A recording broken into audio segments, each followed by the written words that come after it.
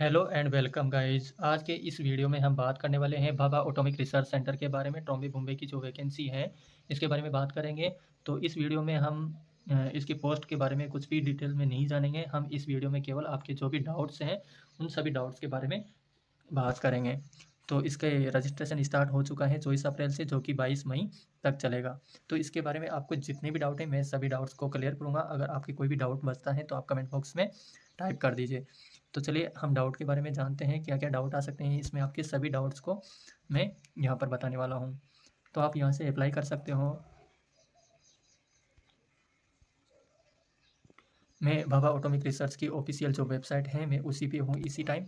तो आपका पहला डाउट होगा कि मैं मोबाइल से अप्लाई कर सकता हूँ क्या? नहीं, आप मोबाइल से नहीं अप्लाई कर सकते। अगर आप मोबाइल से अप्लाई करना चाहते हैं तो आपको उसको डेस्कटॉप मोड पे लगाना होगा। उसके बाद आप मोबाइल से फॉर्म फिलअप कर सकते हो, या आप अपने लैपटॉप से कर सकते हो, या ई मित्र पे जाके आप वहाँ से फॉर्म फिल करा सकते हो। सेकंड क्वेश्चन होगा, can I apply for more than one post if I eligible? दूसरा डाउट है, क्या मैं एक से ज़्यादा पोस्ट पर अप्लाई कर सकता हूँ क्या, यदि मैं योग्य हूँ तो? तो इसका आंसर हो जाएगा कि आप अप्लाई कर सकते हैं यदि आप एलिजिबल हो सेकंड पोस्ट के लिए। तो आप उसके लिए अप्लाई कर सकते हो। अलग अलग रजिस्ट्रेशन करने की कोई ज़रूरत नहीं है। एक बार सिर्फ आपका एक बार ही रजिस्ट्रेशन होगा, देन आपको सभी पोस्ट डिटेल्स शो हो जाएगी। तो उस पर आप रजिस्ट्रेशन वाले पे जाके आप अप्लाई कर सकते हो। तो उसके लिए आपको यूनिक एप्लीकेशन आईडी और रजिस्ट्रेशन नंबर अलग से मिलेंगे। तीसरा डाउट है, if I am eligible for multiple post should I enter my primary detail again and again? इसका मतलब है कि मैं मल्टीपल पोस्ट के लिए योग्य हूँ, फिर भी मेरे को प्राइमरी जो डिटेल है वो बार बार क्यों भरनी पड़ेगी? तो इसका आंसर ये है कि आपको कोई रजिस्ट्रेशन तो केवल एक बार होगा। आपको मल्टीपल पोस्ट पे अप्लाई करने के लिए, जैसे आपकी ग्रेजुएशन की डिग्री है तो उसके लिए आपको अलग से मार्क्स वगैरह फिल करने पड़ेंगे। अगर आप आईटीआई से अप्लाई कर रहे हो तो आईटीआई वाली डिटेल्स आपको अलग से फिल करनी पड़ेगी। रजिस्ट्रेशन तो आपका केवल एक बार होगा। ठीक है, चौथे क्वेश्चन पे आते हैं। If I am not eligible for the post which stage I will come to know about that? इसका मतलब है कि मैं पोस्ट के लिए अप्लाई नहीं हूँ तो उसके बारे में मैं कैसे जानूँगा? तो आप सेकेंडरी और प्राइमरी ऑप्शन पे जैसे ही जाएंगे फिलअप करने, तो आपको वहाँ से एक्सेस डिनाई कर देगा, तो आप उसके लिए एलिजिबल नहीं हो। पांचवा क्वेश्चन है, in the job listing why all post are getting listed? यानी कि इस जॉब लिस्ट में सभी पोस्टें एक साथ क्यों दिखाई गई हैं? इसका मतलब यह है। तो इससे हमको कुछ नहीं करना। अपन का जो भी ट्रेड है या फिर इंजीनियरिंग है, कोई सा भी फील्ड है, तो उस पर सामने जाके आप अप्लाई कर सकते हो। Can I choose the exam city in nearest district?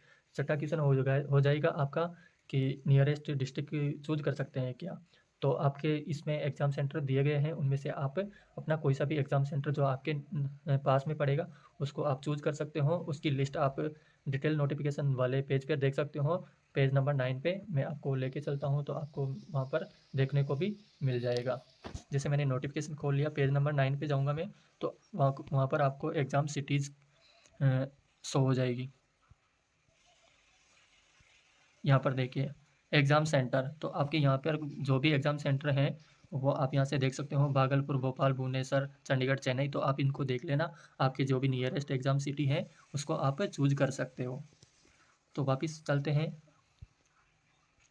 If my photo and signature is not clearly visible then will my application get rejected? इसका मतलब है ये है कि आपका फ़ोटो और सिग्नेचर है अगर वो आपने अपलोड किया है और क्लियर नहीं शो हो रहा, तो क्या मेरा एप्लीकेशन जो फॉर्म है वो रिजेक्ट हो सकता है क्या? जी बिल्कुल, आपका एप्लीकेशन फॉर्म जो है वो रिजेक्ट हो सकता है। अगर आपने गुड क्वालिटी में अपलोड नहीं किया है तो आपका बिल्कुल रिजेक्ट हो सकता है। तो आप इस बात का ज़रूर ध्यान रखिएगा। My photo and signature size is huge, यानी कि मेरे फ़ोटो और सिग्नेचर का जो साइज़ है वो बड़ा है, तो मैं उसको रिड्यूस कैसे करूँगा? तो आप इसके बारे में यूट्यूब से देख सकते हो, या फिर इन्होंने मेंशन कर रखा है वेबसाइट पे reduceimages.com। इस पे जाके भी आप उसकी साइज़ को कम या ज़्यादा कर सकते हो। कैन आई री अपलोड माई फ़ोटो? क्या मैं मेरे फ़ोटो को दोबारा से अपलोड कर सकता हूँ क्या? तो आप अपने फ़ोटो को दोबारा अपलोड नहीं कर पाओगे अगर आपने सबमिट कर दिया तो। मतलब आपको वो प्रीव्यू करने करने को देगा एक बार। तो आप प्रीव्यू में आप देख लीजिए, जो भी डिटेल्स इनकरेक्ट हैं तो उसको आप दोबारा से आप रीअपलोड कर सकते हो या रीचेंज कर सकते हो। लेकिन अगर आपने एक बार सबमिट कर दिया तो उसके बाद में आप कोई भी डिटेल्स को चेंज नहीं कर पाएंगे। तो इस बात का ज़रूर से ध्यान रखिएगा। 10वां क्वेश्चन हो जाएगा, what all information can I edit during the registration process. तो रजिस्ट्रेशन प्रोसेस के अंदर अगर आप प्रीव्यू के अंदर कोई भी डिटेल्स हैं उसको आप चेंज कर सकते हो, एडिट करने का आपको ऑप्शन मिलेगा, लेकिन जैसे ही आपने सबमिट किया, सबमिट के बाद आपको कोई भी चेंज करने को नहीं देखने को मिलेगा। तो इस बात का ज़रूर से ध्यान रखिएगा, जो भी डिटेल्स फिल करें उसको आप 2 बार चेक कर लीजिएगा। आपका 11वां क्वेश्चन हो जाएगा, payment is debited in my account but not success, what should I do. अगर आपका पेमेंट कट गया और पेमेंट सक्सेस नहीं हुआ तो इस कंडीशन में आपको क्या करना है, आपको 24 आवर्स वेट कर लेना है। उसके बाद भी अगर आपका पेमेंट सक्सेस नहीं होता है तो आप अनदर पेमेंट कर सकते हो, दूसरा पेमेंट कर देना। और जो आपका पहले वाला पेमेंट हुआ है आप इनके कॉन्टैक्ट सपोर्ट पे जाना और वहाँ पर उनको स्क्रीनशॉट वगैरह दे देना, तो आपका पेमेंट वापस रिफंड हो जाएगा, कोई प्रॉब्लम नहीं है सेकंड पेमेंट करने में। लेकिन आप 24 आवर्स तो वेट ही करना, लगभग हो जाएगा सक्सेस। अगर नहीं होता है तो आपको कोई दिक्कत नहीं, दोबारा से मल्टीपल पेमेंट कर देना बाद में, लेकिन कम से कम आपको 24 आवर्स तो वेट करना ही है। Can I edit my basic information primary after submission. तो आप एप्लीकेशन को कंप्लीट करने के बाद आप सबमिट कर दिए, उसके बाद आप कोई भी चेंजेज नहीं कर सकते, तो इस बात का ध्यान रखना। आपका 13वां क्वेश्चन है, अगर आप विधवा हो या डिवोर्स हो तो आप इज विडो और divorce status available for all post. आपको डिटेल्ड नोटिफिकेशन में मेंशन किया गया है आपके लिए जितने भी पोस्ट हैं, तो आप उस पर तो एलिजिबल हो ही कि हाँ, कुछ ही पोस्ट में मेंशन किया हुआ है उसी पे है, ठीक है। आपको इसको नोटिफिकेशन में देख लेना। Are male candidate eligible to avail relaxation of widow और डिवोर्स, यानी कि एज रिलैक्सेशन में मेन कैंडिडेट एलिजिबल नहीं है, यदि वो विधवा है या डिवोर्स है तो वो एलिजिबल नहीं है, ठीक है। 15वां क्वेश्चन हो जाएगा, if my date of birth और category is entered wrongly can I change it later. तो आप इसको चेंज नहीं कर सकते हो, अगर आपकी डेट ऑफ बर्थ वगैरह इनकरेक्ट हो गई तो आप उसको चेंज नहीं कर सकते हो। तो इस बात का ख्याल रखना, आपको जो भी डिटेल्स फिल करनी है, रजिस्ट्रेशन करना है, तब ध्यान रखना है। With which O T P should I verify. आपका जैसे ही रजिस्ट्रेशन कंप्लीट होगा तो उसके बाद आपके नंबर पर जो ओ टी पी आएगा वो केवल उसी दिन के लिए वैलिड रहेगा। आप नेक्स्ट दिन फॉर्म को अप्लाई करते हो तो आपको अलग से ओ टी पी मिलेगा, तो आप जो नंबर देते हो या ईमेल देते हो उस पर आपको जो ओ टी पी मिलेगा वहीं पे मिलेगा, ठीक है। उसके बाद will I get communication of the registration number after completion of application. Will I get communication of registration number after completion application. Yes, आपको रजिस्ट्रेशन नंबर मिलेगा, ठीक है।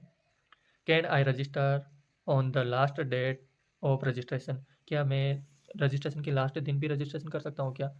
तो यस, आप कर सकते हो, लेकिन बट उसमें आपकी रिस्क है क्योंकि वेबसाइट नहीं चलेगी, तो आपको लास्ट डेट का वेट नहीं करना है। अगर आपको फॉर्म फिल करना है तो आप पहले ही कर दीजिए। इसमें ऐसा तो नहीं है कि आपको बाद में फॉर्म फिलअप करेंगे तो कम फीस लग जाएगा, फीस भी वही रहेगी, सब कुछ वही रहेगा। तो आप पहले ही अगर फॉर्म भरना है तो भर दीजिएगा, लास्ट डेट का वेट मत कीजिएगा। Why Aadhaar number is mandatory, यानी कि आधार नंबर अनिवार्य क्यों है, यानी कि डुप्लीकेट एप्लीकेशन से बचने के लिए यहाँ पर आधार कार्ड मांगा है, ठीक है।